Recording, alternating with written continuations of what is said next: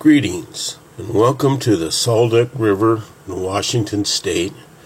The Salduc River is part of the Quileute River system that includes the Clawha River and the Bogoshield River and the Dickey River.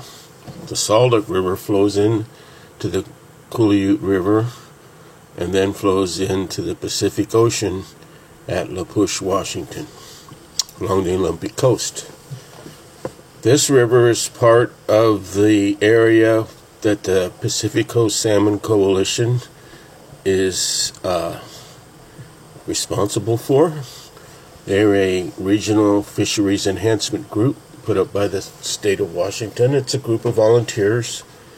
I think they have maybe 3 employees right now, all part-time workers. I'm on the board of directors. It's an unpaid position. What quite often costs me many hours and lots of my own money. But hey, I'm trying to save salmon from extinction, and this particular group right here is the wild Springer Chinook salmon that everybody is trying to find right now. NOAA has a petition out to declare all of the Chinook salmon west of the Elwha River, all along the coast, all the way down to the Grace Harbor, as either threatened or endangered. So, you're looking at the last of them, the last of the wild Springer Chinook salmon. There's approximately 31 in this group. Most of them are wild. There's a couple that are fin-clipped that Washington Department of Fish and Wildlife calls volunteers. We're about 9 miles above the Salduc Salmon Hatchery, and at the diversion dam for that hatchery, all fishing is closed above that.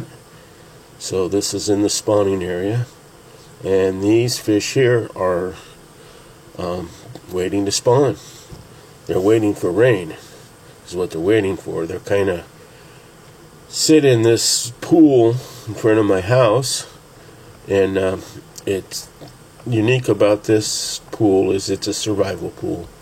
The Eagle Creek Springs flows into this part of the river at this hole, and at 48 degrees Fahrenheit year-round, that creek keeps this bottom of this pool nice and chilled for these fish, and they just come up here and mid-July, and they stay until September for the rains, and this is how they survive.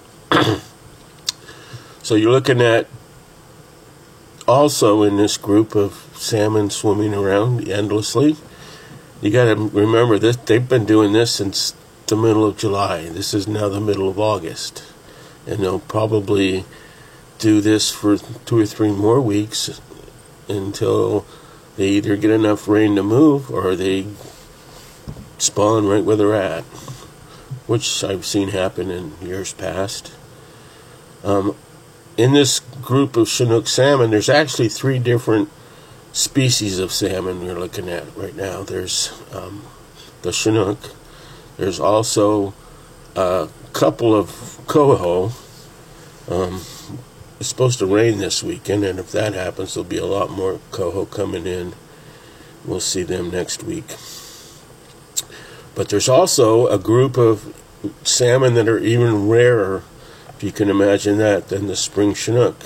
And that's the undocumented river sockeye salmon. You can see them in this group. They'll have kind of the white belly, be quite a bit smaller than the Chinook, and they'll have big eyes. These are river sockeye. They are unique in that they don't have a lake to spawn in, which is what sockeye require, to spawn either in an inlet or an outlet of a lake so that their fry can use the lake to raise for a year or so. These There's one there. These river sockeye don't need a lake. They use the Eagle Creek Springs to spawn in, either at the outlet of it into the river, or often now that we've done all this work in Eagle Creek Springs, they'll go up in there At the same time the Chinook are spawned, these will spawn, so we're looking for them around the first week of September. And we'll try to find some for you and put them on video. That's my hope anyway. There's a big number of these sockeye in here in this school. Still not enough. I actually tried one year to get the Department of Fish and Wildlife to get some DNA samples so we can, identify them, right? And their response to me was they wanted $10,000 and 50 samples.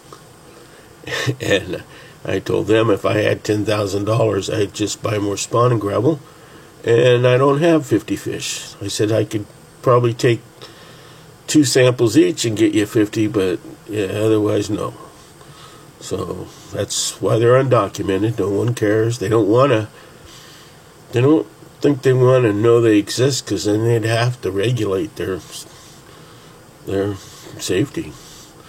They're just as going extinct as everybody else, and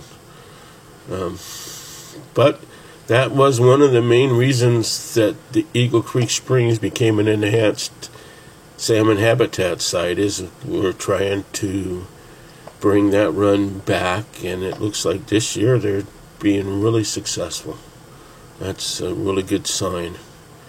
The thing about sockeye is they don't have the same food chain out in the ocean as the Chinook and the coho. Sockeye eat krill, so maybe that will help them survive better. They don't have to fight for food chain. So I'm just going to let this run, and you can count fish all you want. I have a couple of habitat biologists that actually monitor my YouTube channel, and so I promised them I'd give them a good look at these Chinook, and they can count them up and make their reports or whatever it is they do. Who knows? In the meantime, enjoy the show. It's gonna be like this for another couple weeks. I don't know how much more I want to video, and this is a pretty nice one here. You definitely get an idea whether they got an adipose fin or not. So there you go. This is Dave. See you next time.